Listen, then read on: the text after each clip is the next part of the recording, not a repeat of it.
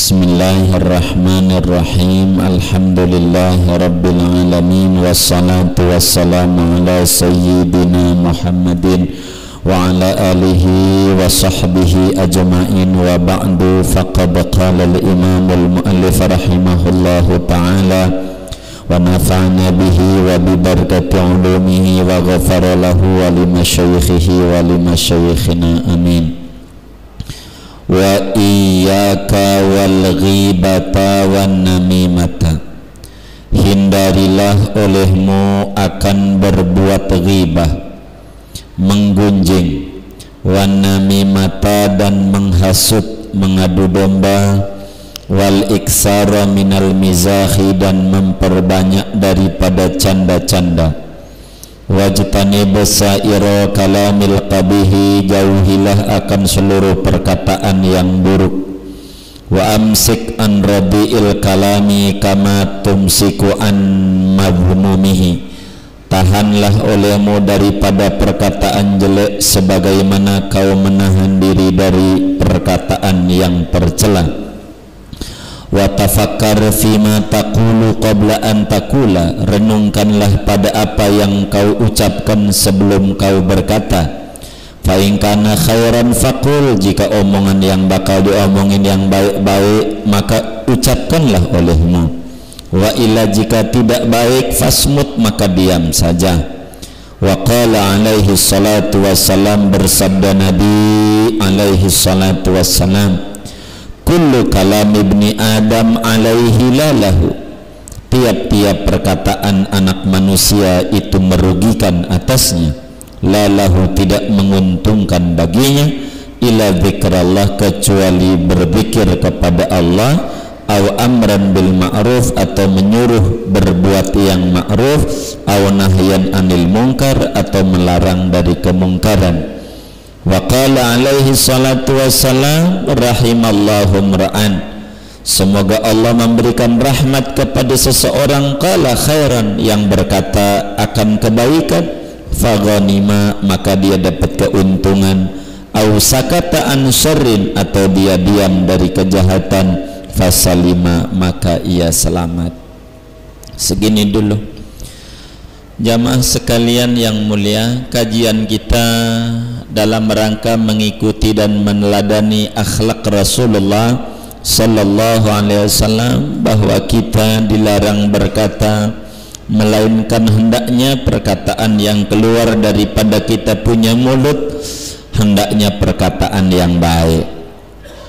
Karenanya ada rahasia di balik mengapa lidah kita yang tak bertulang ditutup oleh gigi. Sudah gigi sebagai jeruji besi itu ditutup oleh bibir. Ini maknanya bahwa ini lidah dengan begini rada repot. Kalau kita tidak bisa jaga, ini sakitnya sampai terbawa di dalam kubur, masih nyangkut di hati kalau ngomongnya kita salah. Begitu lidah ini. Wajar kalau Sayyidina Abu Bakar Siddiq radhiyallahu anhu lidahnya selalu ditutup oleh batu, bukan kayak yang di Senayan dia menjahit mulut begitu. Ini mah tidak ngomong yang jelek-jelek, dijaga karena bahaya lidah luar biasa. Kata Al-Habib Abdul Haddad, kita seyogianya jangan sampai menggibah. Hati-hati dengan ghibah. Apa yang dikata dengan ghibah? Ghibah itu adalah dzikruka akhaka bima yakrahu. Ghibah itu menyebutkan orang lain yang dia tidak suka kalau dengar. Menyebutkan tentang orang lain yang kalau dia dengar tidak suka. Apanya? Seluruh yang terkait dengan dia. Bajunya tuh si anu bajunya jelek banget, itu gibah. Apakah postur tubuhnya si anu jelek, pendek banget, ini juga gibah. Jadi gibah itu menyebutkan orang lain yang dia tidak suka kalau dengar, namanya gibah. Yang ada pada tubuhnya, yang ada pada orang itu, kalau dia dengar enggak mau. Kalau dia dengar mau mah kayak tukul, mulut lu panjang, ketawa dia, enggak ghibah. Gitu tuh. Kalau ini mah kalau orang yang tidak mau. Tapi kalau yang tidak ada pada dirinya namanya buhtan, dusta. Kalau dusta itu tak mendasar, kalau ghibah mah ada dasarnya, ada faktanya. Siti Aisyah radhiyallahu anha pernah menyebutkan seorang perempuan pendek. Kata dia, Nabi itu orang pendek banget, pendek. Kata Nabi, kau Aisyah telah berbuat ghibah. Kata Siti Aisyah, wong faktanya begitu kok pendek. Ya, justru yang namanya ghibah itu menyebutkan orang lain yang dia tidak suka, biar dia pendek, nggak mau dikata pendek, begitu tuh. Namun kalau dia jangkung, tinggi dikata pendek, namanya ente ngarang-ngarang, dusta namanya. Ghibah ini dosanya amat sangat besar. Kata Nabi dalam sebuah hadis, innal ghibata asyaddu min salasina zinyatan fil Islam. Ghibah itu dosanya lebih besar dibanding 30 kali berbuat zina. Ada orang berbuat zina 30 kali ama membuka aib orang lain, gedean itu dosanya, gedean itu 30 kali berzina tuh udah luar biasa, tapi tidak segede dosa orang yang membeberkan aib orang lain. Dosanya besar. Bagaimana supaya kita tidak menggibah? Kiat yang pertama kita harus renungi supaya mulut kita tidak berkata yang tidak sama orang. Begitu. Supaya mulut kita tidak berkata yang tidak sama orang, maka kita harus renungi dulu. Adakah di dalam diri kita itu dosa? Satu, itu dulu. Adakah di dalam diri kita itu kesalahan? Adakah di dalam diri kita kekurangan? Kita cek dulu. Kalau di dalam diri kita hidung kita pesek umpamanya, ada kekurangan dalam kita punya postur, kekurangan kita tidak mau diungkap oleh orang lain. Sama, dia juga kayak kita, kekurangan dia tidak mau diceritakan oleh kita. Kalau kita punya dosa, punya kesalahan, sama percis. Kesalahan kita enggak mau dibeberkan nama orang lain, dia juga sama, tidak mau dibeberkan oleh kita. Kita ukur dulu dah, sebagaimana kejelekan kita enggak mau diungkapkan oleh orang lain pun sama, tidak mau kekurangannya diungkapkan oleh kita. Kalau kita berlaku arif, menyadari banyak kekurangannya, kita tidak akan sibuk membuka kekurangan orang lain, sibuk untuk menyempurnakan kekurangan diri kita supaya kita lebih tertutupi. Itu mestinya begitu. Kalau kita ternyata menurut kita ini sempurna, tidak ada kekurangannya, bodoh sekali kita. Kalau kita menyatakan diri kita orang yang sempurna, bodoh sekali diri kita. Masa aib dirinya tidak kelihatan? Apakah dia malas ibadah? Apakah dia pelit? Enggak kelihatan. Begitu tertutupnya dia mata kalbu, sampai kekurangannya tidak ada, sok suci kayak malaikat. Bukankah manusia banyak kekurangannya? Ini adalah satu bahaya yang ada pada diri kita. Bahaya kalau kekurangan diri kita aja enggak kebaca. Kalau kekurangan diri kita kebaca, benerin aja. Orang yang menuju kepada kesempurnaan, orang yang menata kekurangan dirinya supaya sempurna dalam hadapan Allah Subhanahu wa Ta'ala, tidak ngurusi orang lain. Dia punya kekurangan, urusan dia. Mau gayus mau apa kagak ngaruh sama kita. Kita belum pernah kita diuji kayak gayus. Kalau kita diuji kayak gayus, sebelum pangkat kayak gayus, kita sudah terjebak. Duit baru 20.000 aja udah kita kantongin nemu di jalanan, itu 20.000, apalagi sampai jutaan, miliaran. Kayak kita nih, syukur sama Allah kita tidak terjebak tuh. Jangan kita ngata-ngatain orang, ntar terjadi sama diri kita. dan itu bahaya. Masih banyak kok kekurangan kita. Daripada mulut kita buat nyela orang lain, masih banyak kekurangan kita. Jangan sampai gajah di tengah lautan itu itu semut di tengah lautan kelihatan, gajah di pelupuk mata nggak kelihatan. Aib diri kita males, kurang syukur sama Allah, nggak diukur, pengennya ngata-ngatain orang mulu, kayak orang udah bener aja. Yang namanya menilai itu berarti dia punya pangkat lebih tinggi. Nggak ada yang menilai lebih rendah. Kita apalah mau menilai orang lain? Biar kuburan-kuburan dia, dosa ditanggung dia, dah urusin kita aja. Kita juga masih banyak kekurangannya. Belum kita punya hidup pelit, kurang mau memberi.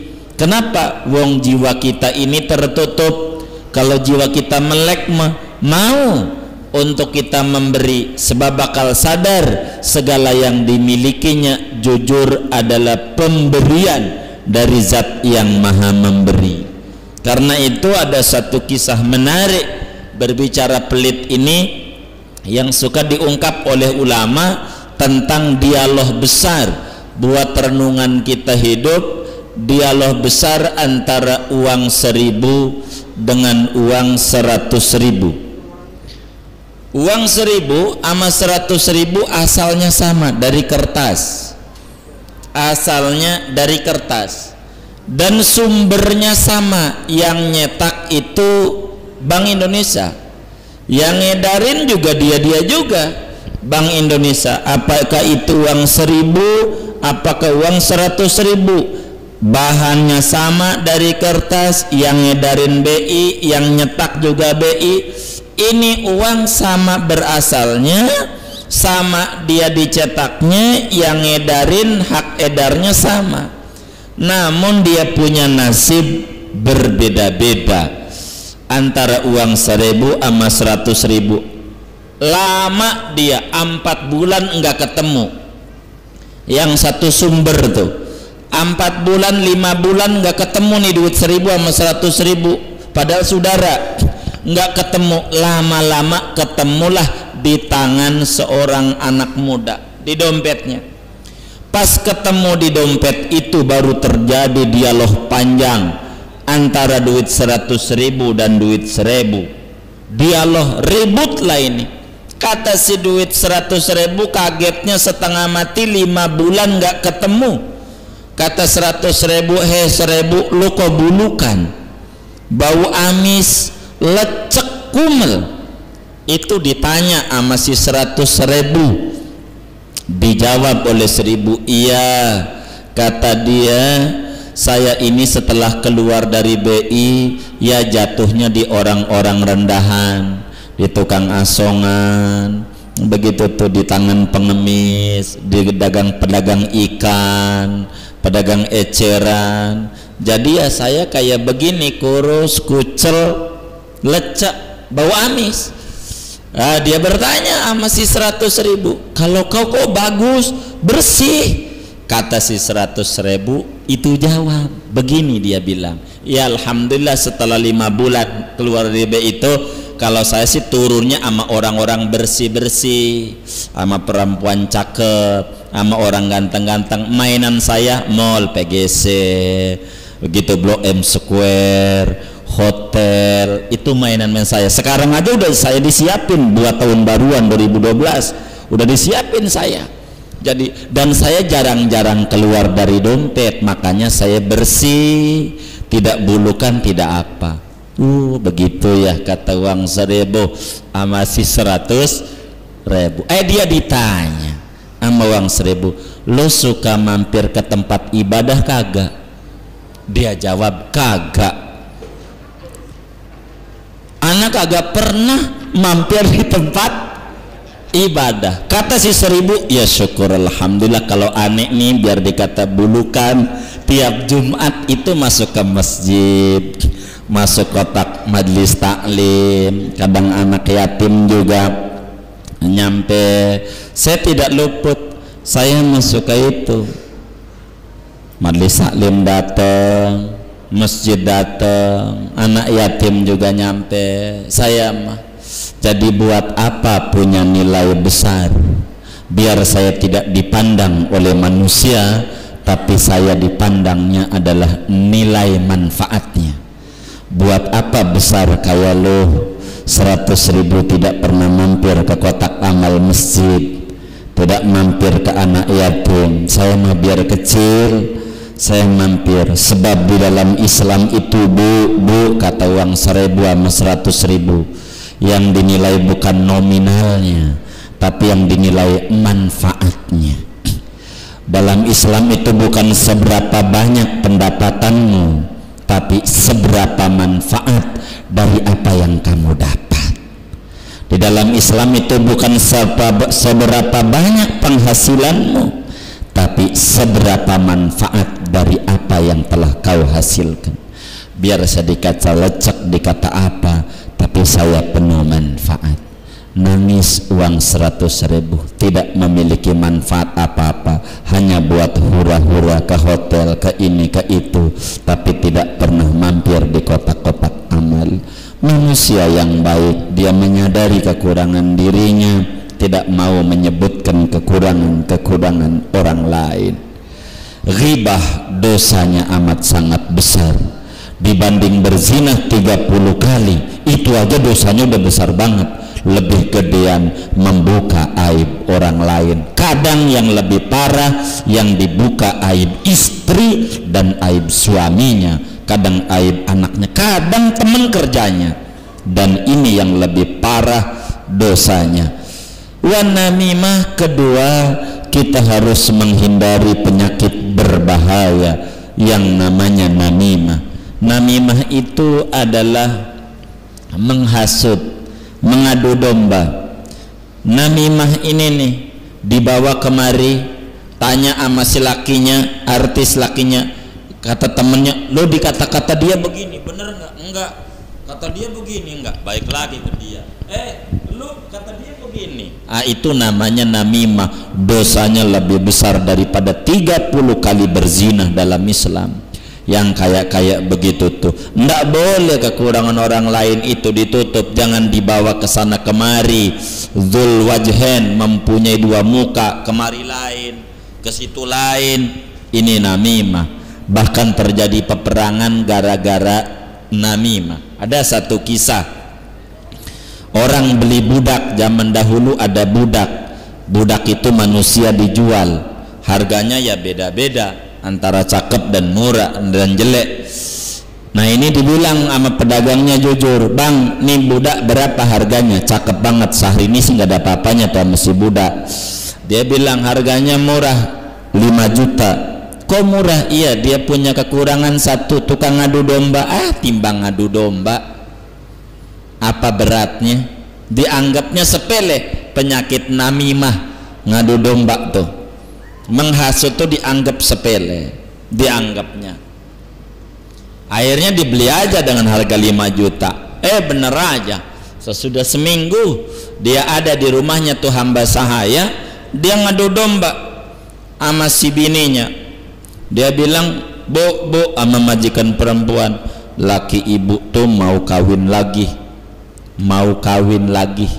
Laki ibu tuh begitu. Lo tahu dari mana? Saya tahu.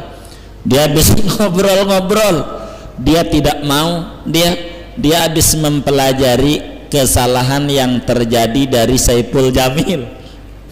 Begitu. Emang kenapa Saipul Jamil? Saipul Jamil salah.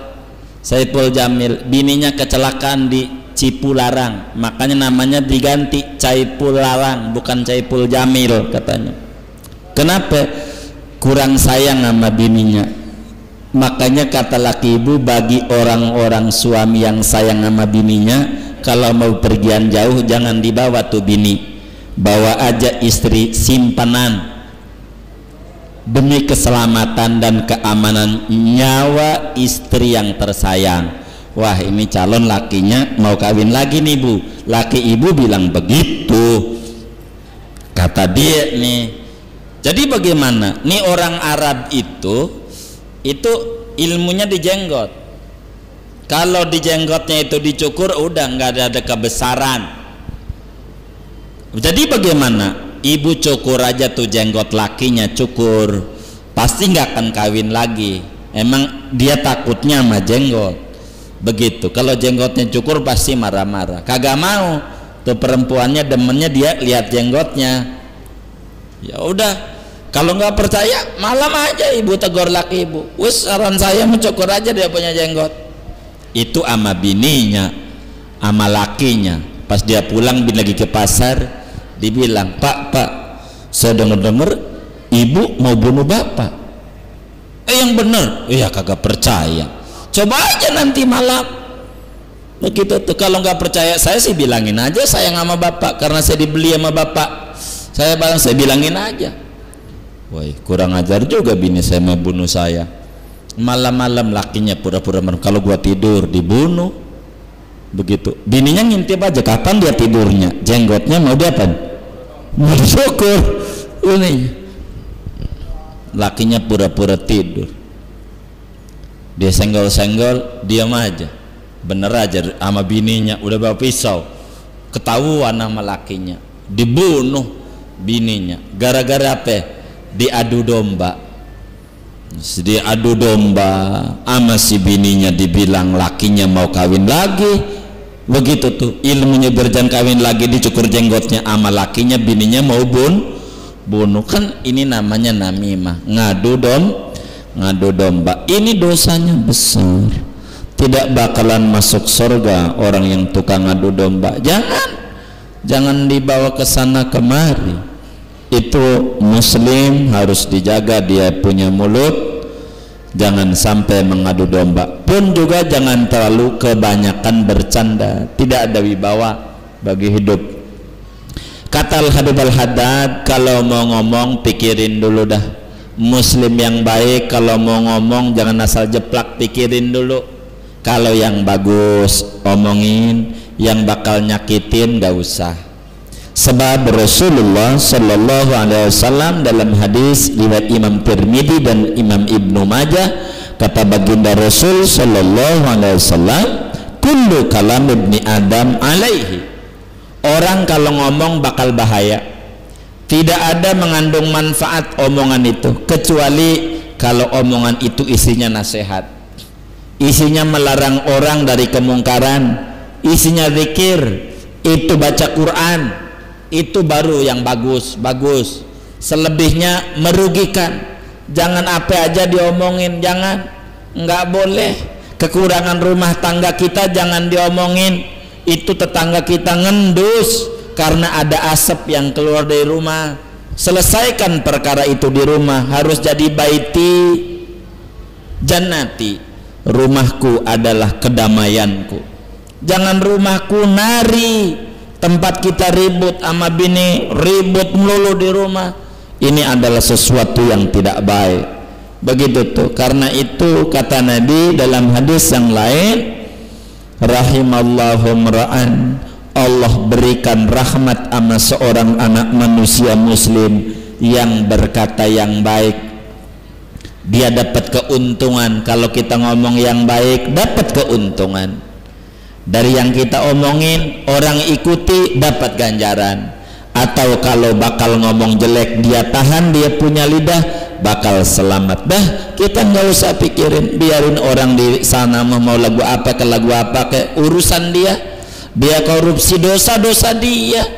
Gitu, ada peradilannya. Kita mau urusin diri kita aja dah, sama keluarga kita. Jangan sampai dia terjebak di dalam api neraka. Biar selamat. Tujuan Allah titipin istri kita sama kita biar kita nyelamatin dia di neraka, bukan kita nyeburin dia. Tujuan Tuhan nitipin anak sama kita biar selamat. Jangan kita ngurusin pemerintah segala macam, anak kita aja kita urusin belum benar. Supaya benar, ini yang paling baik buat kita. Buat orang lain mah husnuzon, baik sangka aja. Sama orang lain mah positive thinking. Jangan sampai negatif. Kalau negatif, rentetan dosanya banyak. Berentetannya, Pak Haji Boyong kita kenal, jalan-jalan dia kemana umpamanya itu, dia jalan-jalan depan UKI, perasaan bininya bukan ini, kok bawanya ini, waduh Pak Haji Buyung nggak beres, haji juga tuh nyelah hajinya lagi, di masjid juga nggak beres, biar sedekah juga nggak beres, semuanya tuh jelek semuanya. Kenapa? Karena kita negatif. Coba kita positif, jangan-jangan adeknya titik, nggak bakal terus adeknya, nggak bakal dia ternyata haji juga, nggak bakal. Jadi kita harus tutup segala pintu-pintu yang bakal kita buruk sangka. Wis, positif saja memandang orang tuh, positif saja. Jangan kita ngerendahin orang lain. Apa sih yang mau kita sombongin dari diri kita? Daripada kita menghina mulu sama orang, puji aja dah orang tuh. Ibarat kita naik motor, naik mobil, ada motor nyalip sama kita, wus, daripada kita ngomong buset lu bangsat, denger kagak dia, apa kagak kita ngomel sama siapa. Kita ngukur diri aja, oh jangan-jangan dia anaknya sakit, dah tenang, daripada kita marah-marah. Ini hal yang paling penting buat kita, bagaimana kita harus menjaga kita punya lidah daripada perkataan menggunjing, daripada mengadu domba, terlalu banyak bercanda gurau, dan juga perkataan-perkataan yang jelek yang mengakibatkan kita merugi. Muslim yang baik, muslim yang harus memilah mana yang mesti dikeluarkan oleh lidahnya, mana yang mesti ditahan. Mengapa Tuhan ciptain kita punya telinga dua, lidah satu? Agar supaya kita jangan sampai kita apa yang kita dengar terus kita keluarkan, tapi apa yang kita dengar kita produksi, kita saring, mana yang harus kita sampaikan yang mengakibatkan kebaikan, mana yang mesti kita tidak sampaikan karena itu mengakibatkan kekurangan. Ini sajalah, saya kira sekelumit ini mudah-mudahan ada manfaat buat kita bersama. Ke depan kita lebih hati-hati lagi dalam bertutur, kalau sampai tutur itu akan mengakibatkan kerugian kepada diri kita dengan menyebabkan menjelek-jelekkan orang lain. Mudah-mudahan Allah Subhanahu wa taala menjaga kita, makin hari hidup kita makin lebih mulia lagi. Amin ya rabbal alamin. Ada yang ditanya mungkin dari materi ini atau di luarnya sebelum ditutup doa? Dipersilahkan, wallahu a'lam bishawab.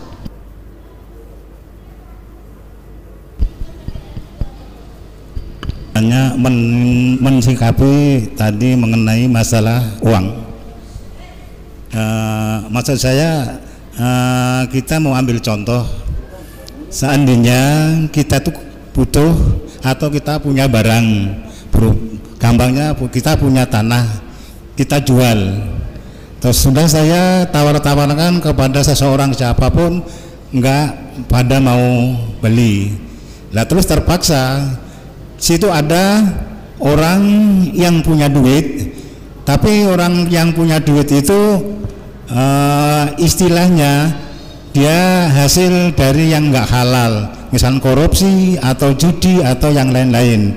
Nah terus kita jual sama dia, akhirnya memang yang kita terlalu kena kebutuhan sangat mendesak banget, lainnya nggak ada, terpaksa kita jual sama dia. Nah terus akhirnya masalah uang yang aslinya tidak halal atau tidak baik tadi, hukumnya gimana? Terima kasih. Baik. Jadi kalau kemudian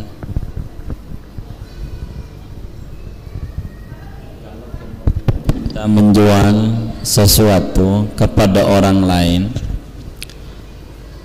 maka apakah kita itu mengetahui bahwa dia duitnya dari yang haram seperti korupsi begitu?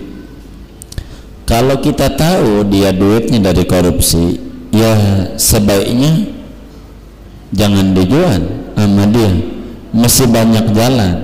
Kalau kita yakin duit itu dari hasil korupsi, dari mana kita yakin? Dari pengakuan dia bahwa duit ini hasil korupsi. Tapi kalau duga-dugaan mah karena dia pegawai negeri juga, ngewarung juga, kan tidak semua duitnya dari korupsi, masih ada, bisa saja dari duit yang lain yang buat beli sama kita. Tapi kalau kita nyata duit dari yang haram, ya jangankan kita beli tanah, dikasih aja jangan mau. Kalau dia bilang nih alhamdulillah, dia pakai alhamdulillah lagi. Semalam saya main togel menang, dapat 2,5 juta, gitu, main 4 angka. Jadi ini 500 sama ente, itu aja haram kita terima kalau dia bilang begitu dari duit itu. Sebab yang dikasih adalah hati, duit haram yang dikasih. Tapi kalau dia tidak ngomong mah enggak apa-apa, apalagi baru duga-duga. Kita jangan dipikirin, ambil sisi baiknya aja. Ada pegawai negeri juga ngasih duit juga sama kita. Ada 2 kemungkinan, duit hasil korupsi bisa, duit hasil gaji dia juga bisa. Kalau dari 2 kemungkinan, ambil aja kemungkinan yang positif. Mana sih ya dia mau kasih sama kita duit dari yang kayak begitu. Nah ini nggak apa-apa. Tapi kalau sampai nyata dia duit dari hasil korupsi, maka duit ini diapain? Ya disedekain lagi dah begitu kepada yang lain. Jangan kita makan uang duit yang haram, duit yang dibelikan sama dia itu sama kita. Kalau benar-benar seperti demikian, itu menjadi dosa adanya, dosa kalau benar-benar. Tapi kalau kita dugaan kita doang mah, sebaiknya kita hindarkan dugaan-dugaan itu sehingga kita bisa terbebas. Atau kita sebaiknya jangan pakai nanya-nanya. Kalau pakai nanya-nanya repot. Nanya-nanya, kita dagang bambu, kita tanya, bang beli bambu buat apa? Buat tiang layar tancap nih, anak-anaknya nih sunatan, emaknya kaulan. Kalau nggak pakai layar tancap, anak-anaknya takut darahnya kagak berhenti-berhenti.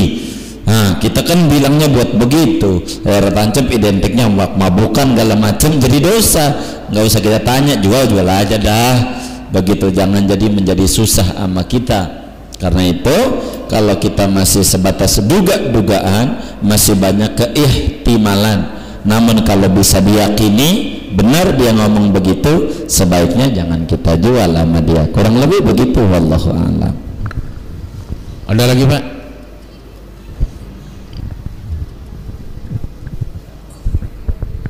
Assalamualaikum warahmatullahi wabarakatuh. Izin tanya Bu ya, mengenai hadiah pahala buat mayit Bu ya, di luar dari tema. Di kitab Fathul Mu'in dikatakan bahwa ada 2 manfaat buat mayit, wa tafa'u mayita sadaqatun wa du'a.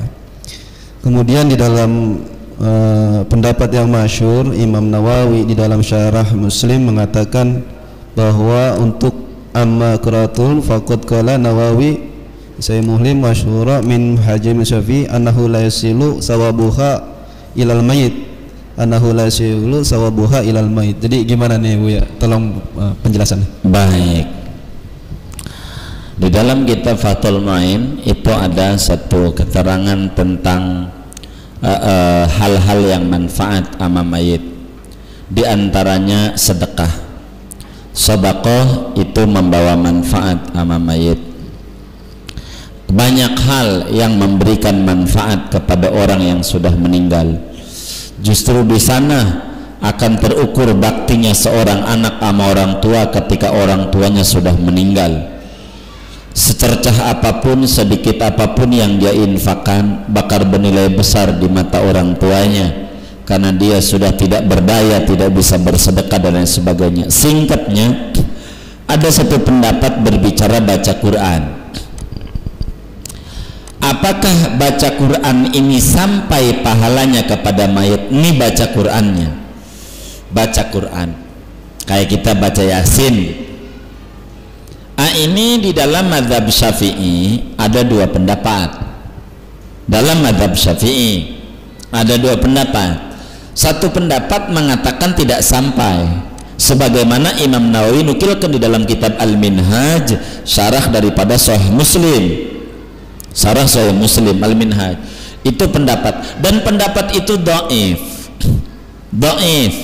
Pendapat itu mengacu kepada apa yang diungkapkan oleh Al-Imam Izzuddin Ibnu Abdussalam, seorang tokoh besar Syafi'i di abad yang ke-6 Hijriah. Itu Imam Izzuddin mengatakan tidak sampai pahala baca Quran buat mayit. Imam Izzuddin. Jadi segelintir dari kalangan Syafi'iyah itu mengatakan tidak sampai, namun mayoritas itu yang sampai. Ini sekelumit ini nih yang menjadi didebat, diangkat banyak oleh orang kaum Wahabi, bahwa dalam mazhab Syafi'i sendiri tidak sampai begitu. Nah ini yang kemudian lucu juga kalau diperdebatkan. Kenapa lucu? Justru imamnya Wahabi yang bilang sampai. Kenapa dia bilang agak nyampe? Ributnya saya suka-suka ketawain. Ada dua orang ribut, yang satu bilang sampai, yang satu bilang tidak sampai. Kata yang bilang tidak sampai ini Syafi'i yang ngomong. Itu begitu tuh, boleh baca itu di Fathul Muin. Itu begitu, tidak sampai. Yang bilang sampai ini bilang Ibnu Taimiyah. Ibnu Taimiyah itu kegendotnya dia. Ya, yang bilang tidak sampai kegendotnya dia lah, ribut mulu. Begitu ribut mulu. Sebab Ibnu Taimiyah lah di antara ulama pimpinan Wahabi itu yang mengatakan sampai pahala baca Al-Qur'an itu kepada mayat. Karena itu ini pendapat yang dhaif. Di bawahnya masih ada terusnya tuh. Kadang jangan sampai situ dibaca, tapi yang mu'tamad annahu yasiluha, ada terusannya, jangan dipotong di situ. Kalau dipotong di situ namanya mengelabui umat. Jadi yang mu'tamad sampai kita baca Quran itu kepada mayat, kepada orang tua kita sampai. Ini yang jadi perdebatan sampai dan tidak sampai. Kalau tidak dipakai Allahumma ij'al wa ausil, ini yang jadi perdebatan. Kalau nggak pakai kita sekedar baca Quran saja. Jadi yang diperdebatkan sampai dan tidak sampai itu dalam tataran kita asal baca Quran tanpa diniatin disedekain, tanpa pakai Allahumma ij'al wa ausil. Yang kedua tanpa baca di kuburannya. Kalau yang dibaca di kuburannya kayak sebagian daerah itu loh, di kuburan bikin tenda-tenda, itu seluruh ulama sepakat, satu pun tidak ada yang ingkar.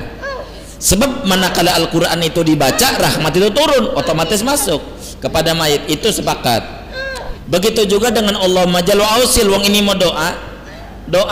Nah ini bakal masuknya dari sini. Yang tidak bakal yang diperdebatkan itu adalah yang bilang kita baca Yasin tidak kita hadiahkan. Baca Yasin aja.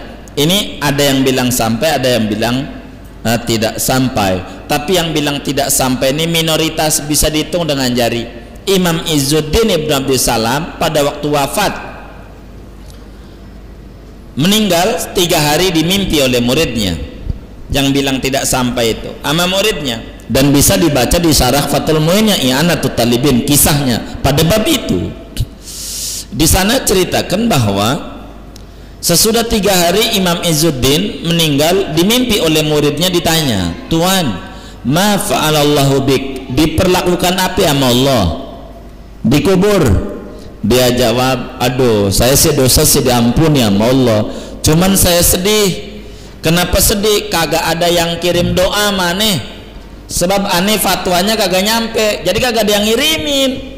Oh kagak nyampe. Karena itu mulai sekarang nih tolong bilangin sama orang-orang tuh, setelah saya lihat dikubur pada sampai itu ganjaran-ganjaran yang dikirimin sama keluarganya yang meninggal tuh, yang masih hidup, saya lihat dengan mata kepala pada nyampe. Biar saya udah dikubur, saya cabut fatwa saya dan saya berfatwa nyampe. Nyesel aneh bilang kagak nyampe, nyesel begitu kata Imam Izzuddin. Karena itu ulama, kenapa Fathul Muin masih tulis, ulama tidak kemudian itu menutup pendapat. Ada ulama yang bilang tidak sampai tapi minoritas, tapi yang mayoritas sampai. Nah mana yang harus kita pilih? Kita mau tetepin SBY yang 60% atau 80%, apakah mau Megawati yang 20% yang mau jadi presiden? Yang mana?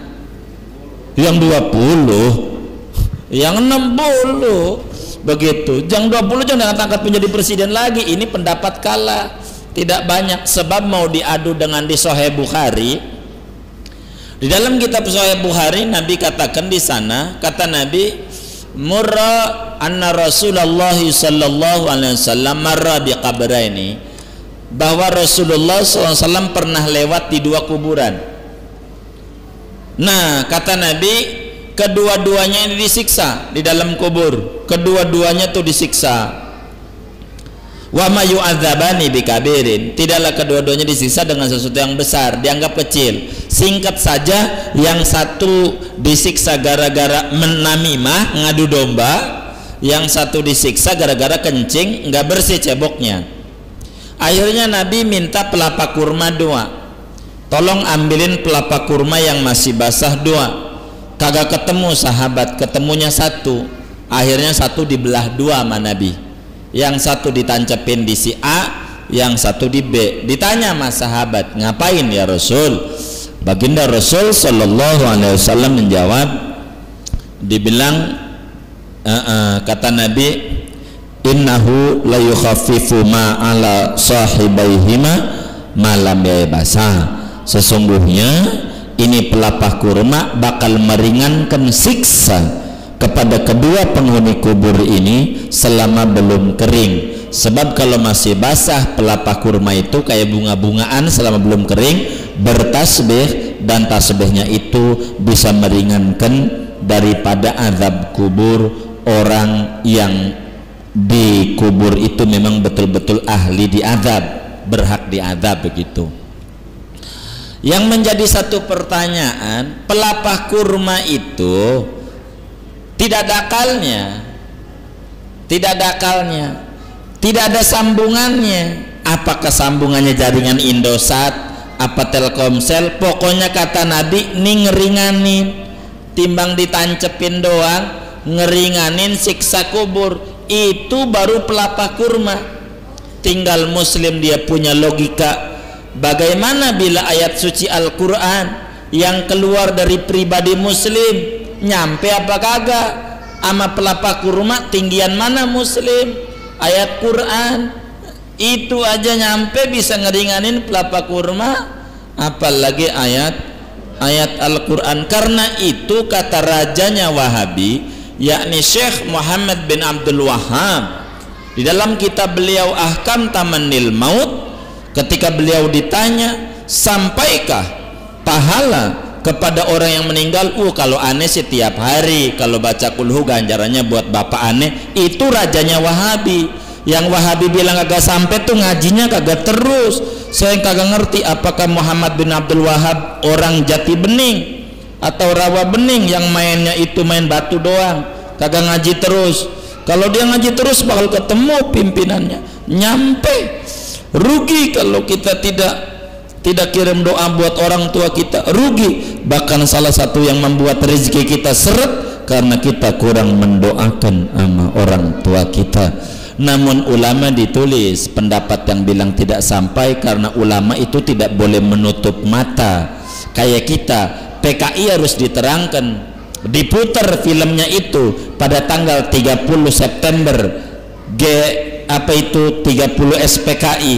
Kenapa? Bukan untuk dicontoh, buat pelajaran. Ada loh dulu kita memiliki Partai Komunis Indonesia, bukan untuk dipelajari, tapi ini disebutin sebagai sejarah. Ada loh pendapat ulama yang bilang tidak sampai, ada. Karena itu kita nggak usah ribut, tergantung kita mau ikut yang mana. Kalau kita ikutin anak yang pelit, ya kagak sampai dah. Pelit berarti sama orang tua.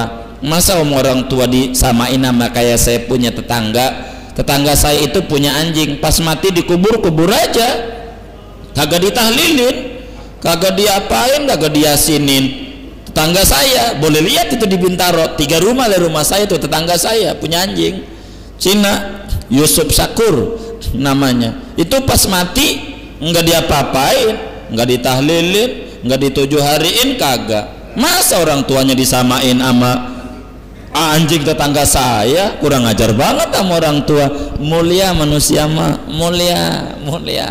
Jadi yang di Fathul Muin itu mengungkapkan ada bahwa memang ada pendapat dari kalangan Syafi'iyah yang mengatakan tidak sampai, dan itu minoritas sekali.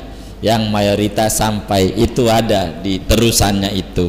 Jadi kita jangan terjebak, biar orang kata tulis Fathul Muin, tetap saja itu tidak boleh. Yang namanya kitab ulama itu kayak ular, kalau ndak bisa jampeknya kita dicatek sendiri. Padahal ulama itu tidak salah, kitanya yang menyimpulkan yang salah. Kurang lebih demikian, wallahu a'lam.